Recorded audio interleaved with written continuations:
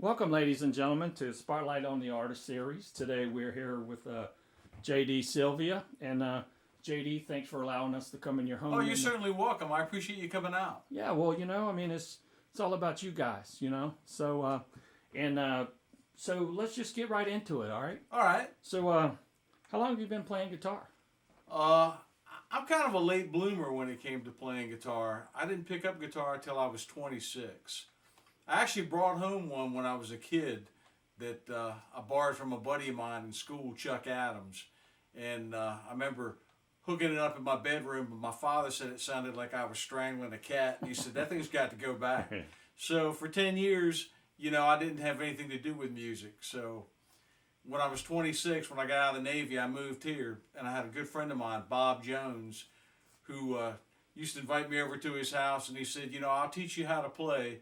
Lessons will cost $10 or a 6-pack of beer, whichever is more convenient. And I usually went for the 6-pack of beer because he'd usually share a couple of them with me, Good for you. So, who was your your inspiration or your favorite artist of all time?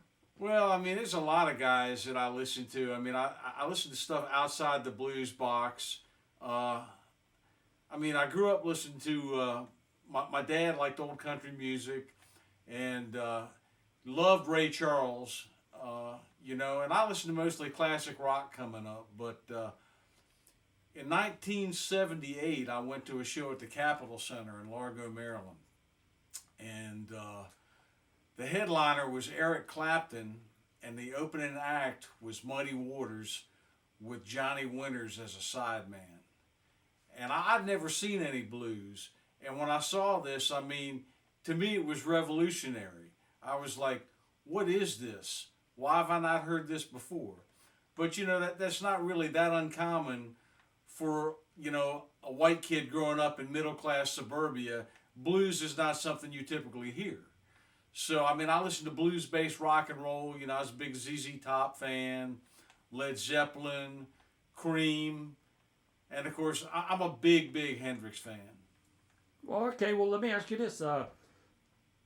What and how often and how long do you practice? Seriously practice, probably a couple, 3 times a week. I play every day just to keep my hands kind of loosened up. And, I practice a lot of the songs on our set list because, even though some of it is material that I played for a long time, if you don't use it, you lose it. There have been plenty of times I've been on stage and songs that I've done for years, I'll have a brain cramp and I'll forget part of the guitar or maybe, forget a lyric. It happens to everybody. Yeah. So what do you do to get ready for a gig? I like to get to the gig really early and get my stuff set up. And I really kind of like it to be sort of quiet and low key before I play. I don't like to be rushed.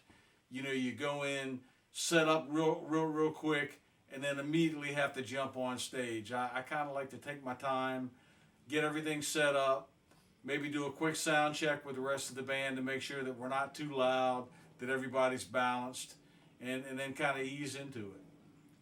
So, speaking of a gig, I'm sure you've done what you usually do before a gig, and if you're willing, would you give us a sample of what you do? Yeah, man, I'll do that. I'm going to do something a little different than most people probably do. I've got a backing track I'm going to use, and I'm just going to play along with that. Is that cool? Sounds beautiful to me.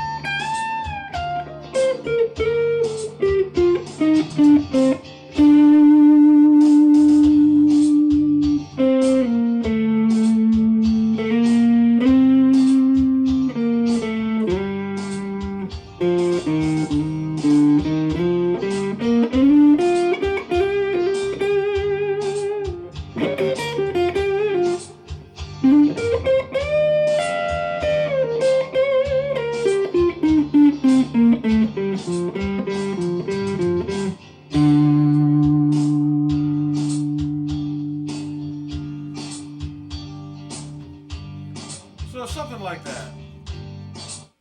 Well, you know what? That was a pretty good job. Well, I mean, it's just basically screwing around with a backing track, but it's fun. I got to tell you, I really thank you for allowing us to come out today into your home, and what more than that, I really appreciate you showing us what you do and how good you do it. Well, I appreciate your interest in me and my band. I'm very fortunate to play with a great bunch of folks. I've got Dale Butcher, who's been with me now for about 16 years on bass. I think he looks pretty good to be 71 years old. We've got Lee Sturm on vocals. I've got Hayden Fry on second guitar. And of course, I think you've interviewed my drummer, Todd Fritz. I have. Very, very cool. Well, Greg, thank you so much. You know what? The pleasure is mine. Thank you, sir. You're welcome.